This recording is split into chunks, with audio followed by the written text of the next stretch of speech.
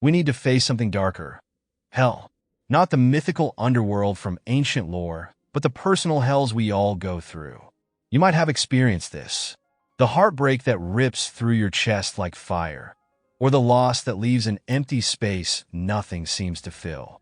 Maybe it's guilt, shame, failure, or that creeping sense of low self-worth.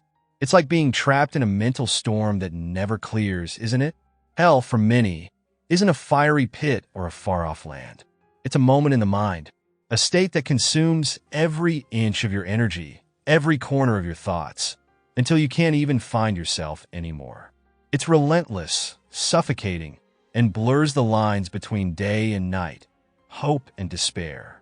But here's the thing, if hell is a state of mind, it means it has a beginning and an end. You can get out. But here's the harsh truth. Some people get stuck. They linger in their mental hells far longer than they should, far longer than they can endure. Wherever you are right now, if you're feeling like you're trapped in a situation that's devouring every ounce of your energy, know that you are not crazy. Hell is real, and sometimes it's not a place beneath the earth, but something brewing inside your own brain. You might not realize it, but your mind is fighting a battle against invisible chains, and those chains are forged by trauma, stress, and emotional pain. When you're going through the worst of it, your brain isn't functioning the way it should. You're being flooded with stress hormones like cortisol and norepinephrine, and it's wreaking havoc on key areas of your brain. The amygdala, responsible for your fight-or-flight response, the hippocampus, which handles learning and memory, and the prefrontal cortex, which deals with decision-making and emotional regulation. All of these are getting pounded by stress. Over time, this changes the very structure of your brain.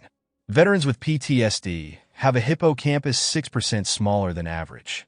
It's a physical alteration that proves what we've long suspected. Trauma leaves scars on the brain. And no, you don't have to go through war to experience PTSD.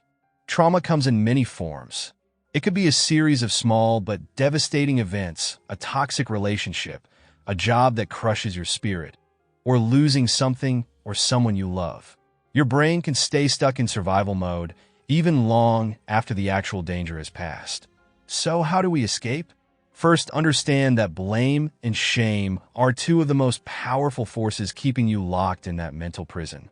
Research professor Breen Brown makes a clear distinction between guilt and shame. Guilt is about your behavior, but shame is about your identity. And when we get stuck in shame, we convince ourselves we deserve to be in hell.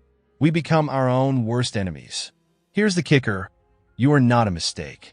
You might have made mistakes, but that doesn't mean you're destined to burn in the flames of self-loathing forever.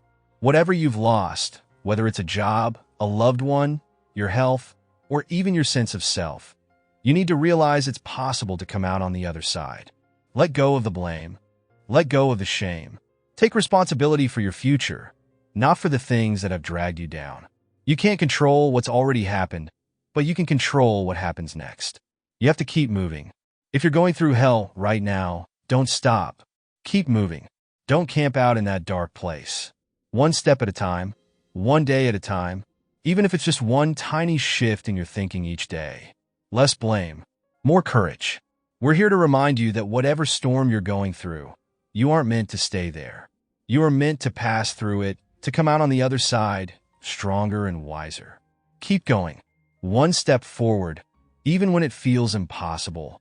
And until you reach the other side, never forget, you are not alone in this fight.